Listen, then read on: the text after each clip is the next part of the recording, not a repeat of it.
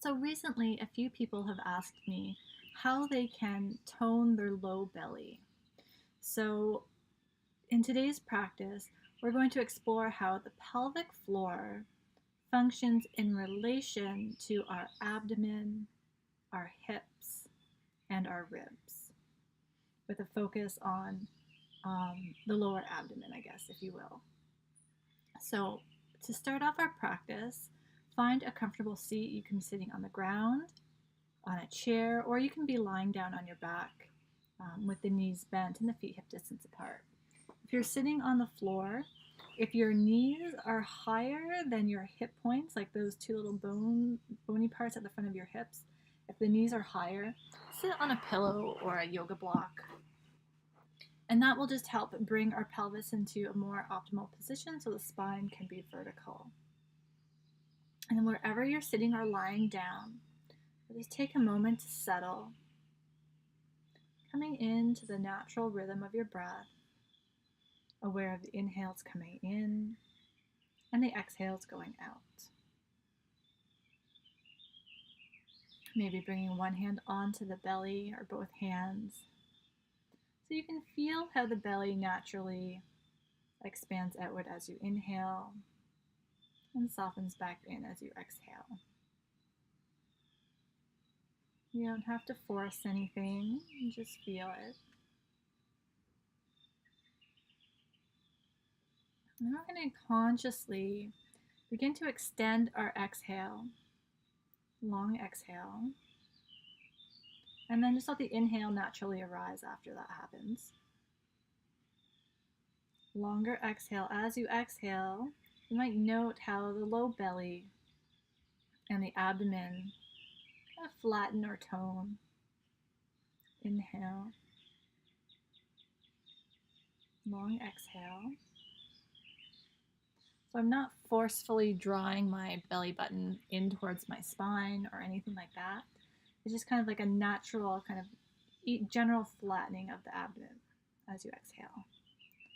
Inhale and exhale. Just a few more rounds. You might be able to sense the abdomen from the pubic bone up to the ribs and across the hips.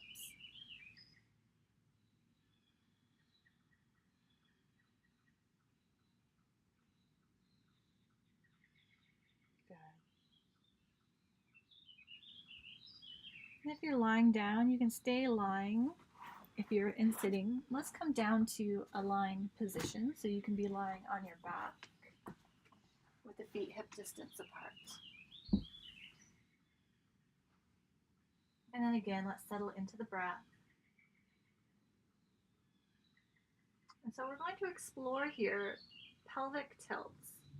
So we want to kind of orient ourselves to our pelvis. So at the front, we have two kind of bony protrusions, which I call our hip points. We've got the pubic bone, and then at the bottom, our sitting bones. And at the back, our sacrum and our tailbone. So we've kind of got the outline or the kind of main points of reference of our pelvis. And so we're going to start by doing a forward pelvic tilt. So this is where the hip points are coming forward or moving up, and the tailbone is kind of moving down and back. So the tailbone down and back, hip points forward, and the pubic bone's kind of moving down towards the floor. And so as you explore this movement, the legs shouldn't move, the legs should be still. So if there's a lot of movement or engagement through the legs, just pause for a moment, breathe softly, and then start again, but go a little bit smaller, maybe a little bit slower.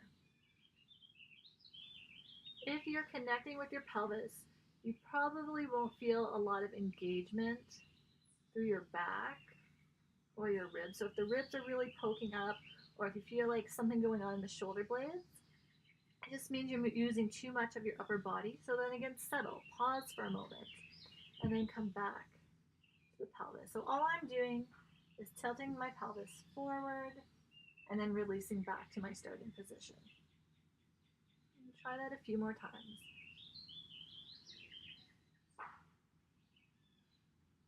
And then once you kind of have a sense of that motion, then we can pause. And then to reverse, now the pubic bone is lifting up and the hip points are sinking kind of back downwards towards the floor, and the tailbone is coming up, kind of scooping up this way. And then you also kind of might get a sense of the low back, the natural arching of low back might be flattening towards the floor. But again, the hips aren't lifting. I'm not using my legs. My upper body is relatively quiet. And you might not even be able to see the movement. Maybe a little bit. So you don't have to do this quickly. You can just go slow and pause between each one. Backwards, tilt and release. Tilt and release. So we're getting a sense of how the pelvis moves around the head of the leg bones. And you might notice how the abdomen works with the pelvis.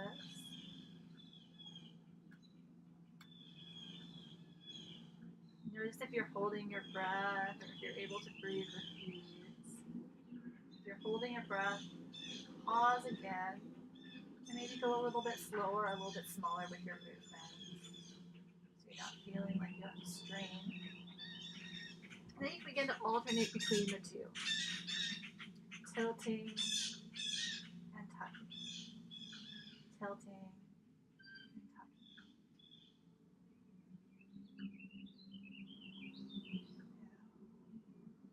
Then come back to rest. Roll over to your side and come up to standing. Okay, in standing, we're going to come into a mountain pose. So I'm just going to turn sideways so you can see. But the feet are about hip distance apart, and we're just standing tall. Feeling into the center of your heels, the base of the big toes, and the base of the baby toes. And then you might do a little tiny turn out of your left leg and take a small step forward with your right foot. So we don't want to go so far that the back arches or the pelvic tilts. We want to kind of keep your neutral pelvis and just a small step forward. Okay, so let yourself settle here, settling from the hips, down the legs, into the feet. And then we're going to bring our attention back to our pelvis. So we want to keep a neutral spine. Ribs are staying lined up over the hips in whatever position they're currently in to start. And the movement's through the pelvis. So we're going to do that little tilt again. So in order to come forward, you might think of, and this, I'm just giving you this cue because it works for me and it might be different for you. But if I feel or sense the tailbone lifting, that movement brings my hips forward. And my torso is just moving with my pelvis. And then from my pubic bone and my low belly, drawing up to bring me back to my starting position. Tailbone lifts, bringing the pelvis forward. And then low belly lifts to come back up. And so I'm not doing anything through my upper body. I'm not rounding my back. I'm not poking my ribs out. So I'm not doing this movement. The movement's happening at the pelvis. And the upper body is just following along. So again, the legs are fixed and it's the pelvis moving over the head of the leg bones.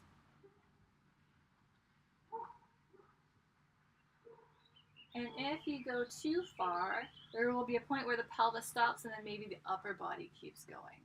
So if you're noticing that pattern in yourself, come back, start, and then try going a little bit smaller with your movement and see if you can quiet down that excess movement of the upper body.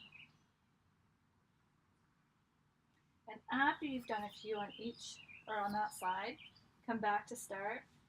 Maybe rotate that right leg out slightly and step the left foot forward. So let me just turn so you can see it from this angle. It's a small step, settle. And then I'm thinking of my tailbone lifting, of the hip points coming forward, maybe the pubic bone moving back, kind of a spiraling forward. And then spiraling the pelvis back. And just go slow. There's no need to rush. Just feel. Sometimes what I find helpful is to bring one hand to my sacrum and one hand just above my pubic bone. And so I can feel the pelvis moving underneath my hands. So I'm lifting the sacrum, the tailbone into my back hand to come forward. And the pubic bone is drawing up into my hand to come up.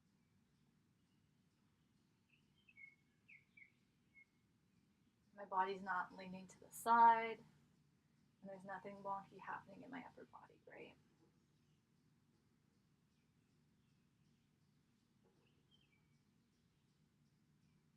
So in doing so, we're maintaining the connection between our hips and our ribs, and our abdomen is involved in the work, as well as our pelvic floor.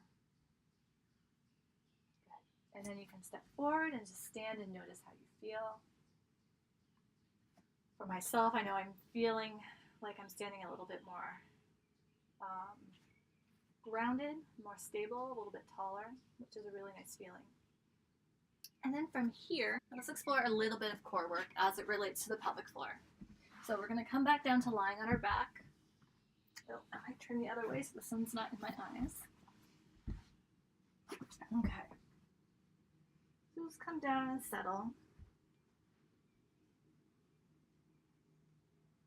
And so when we are focusing on our pelvic floor as it relates to our core, it has a lot to do with load.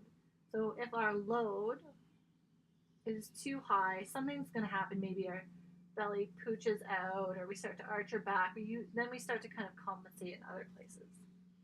So you might decide that you're going to start from here, and we'll work from this position. So let me give you a couple options. So the knees bent, we'll lift the right leg so the knees over top of the hip and the shins kind of parallel-ish to the floor. And then you'll bring the right hand onto the right knee. So same side hand, same side knee. And then you're going to press the leg and hand together. Only as much as the belly doesn't pop up or the ribs don't pop up. You're just kind of keeping that neutral torso.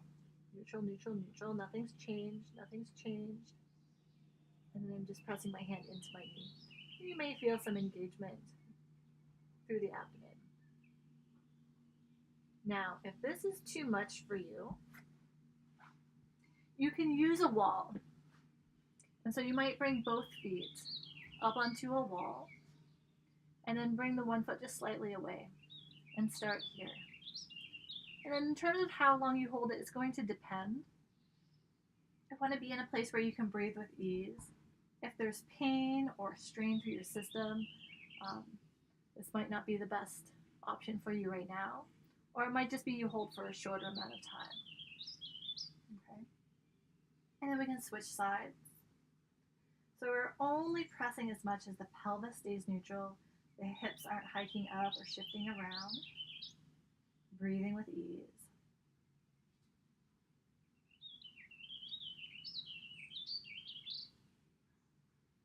And we can do the first side again, pressing the hand into the knee, knee into the hand. Observing the sensations you're experiencing in your body.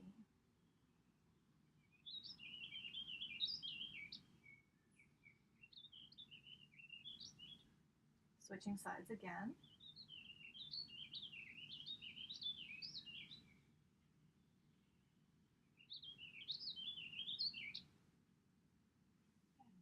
And then we're going to lift the right leg, but bring the left arm across. So now we're crossing the body and pressing the hand and knee together without the pelvis wobbling. And you might feel something different, a different place through your abdomen or your ribs. Be in a place where you can breathe with ease, knowing that you can release at any time. Or if this is really easy for you, you might want to hold it for a little bit longer. And then we can switch sides. Left knee, right hand.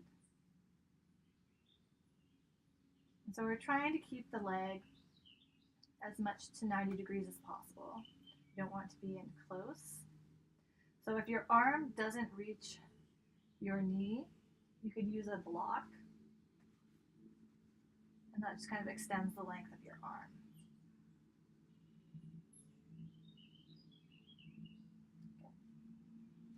And then you can try this right and left, both hands pressing into both knees at the same time. So this is kind of the next step or the next level in the progression. So if this is too much, if your back is arching or if you're really straining through your upper body, just do it one leg at a time. And then you can also do a cross. So you're keeping both knees up and doing one arm across at a time. So you really just have to explore and figure out what is the appropriate amount of load for you. This is more load, this is less load, okay? And then let's roll over and come on up to standing and notice how you feel in standing. There are actually two more practices that we can do. And this is going to involve a low lunge. So I will do it facing this way. I will bring one foot forward. So if you need extra support under your back knee, you can fold a towel or a blanket or something. I'm just placing my front ankle under my knee. Good. So we settle in here. And so simply by being in this position, you might already feel kind of a natural engagement of the low belly. And you might be really kind of playing with your balance here. So maybe this is just where you stay and just feel the natural kind of sway of your body as it kind of recalibrates to find your balance. So this might be enough for you today, and which is fine. If you would like to play with a twist, you can bring the palms together and explore rotating the ribs towards that front leg. Trying to keep the hips and the legs nice and still, and only going as far as the legs don't move. Notice if the shoulders really want to initiate the movement. If they do, just come back and see if it can come a little bit more through the ribs. That way we're working more of our obliques, and we're getting into that low abdomen area. So now we're strengthening the connection between our pelvic floor, our hips, and our rib cage. And if you want, you can always bring the opposite arm across and the other arm back. You can hold and breathe. Good. Coming back to center. And then we'll switch sides. So take your time to set up, ankle under knee, feeling into the 3 points of that front foot, breathing softly. Notice how the abdomen naturally engages here without having to, engage it or draw it in. It's holding us up, nice and steady, nice and stable. If you did the twist on the other side, you can explore the same thing on this side. So it feels like the legs and hips are moving or the shoulders are initiating, just come back and reset.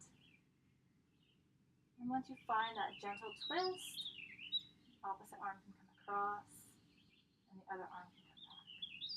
And be in a place where you can breathe with ease, so we're not increasing any unnecessary tension into our system.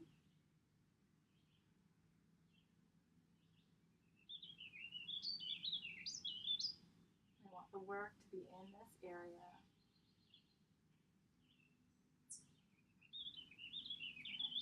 And then you can come back. We're going to switch sides one more time, coming back into our low lunge again. And this time, actually, I'll do it facing you guys. Ankle under knee, settling into the 3 points of your front foot. And this time, we're going to go into a side bend. So we're going to create length from our armpit down the side of our ribs to our waist without, jutting out the hips. We don't want to do anything with the lower body. So I have my right foot forward, so my left hand is coming to the side of my head, right arm hanging by the side, and then we're gently bending through the side of the torso. So from the armpit, ribs, waist. And notice how I'm not, initiating the movement from my head. I'm not doing this, right? The head just stays neutral. And then be in a place where you can breathe.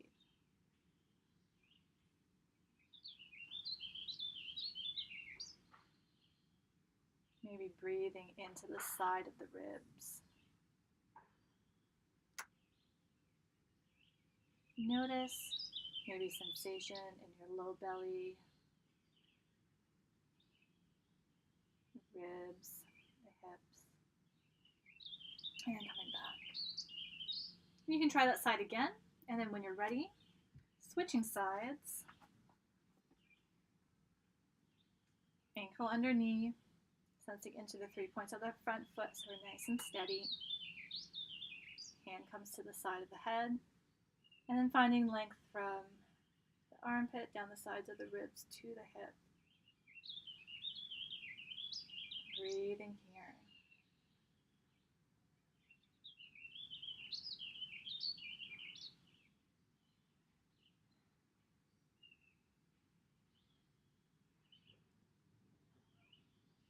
And come on back. You can try that again if you want.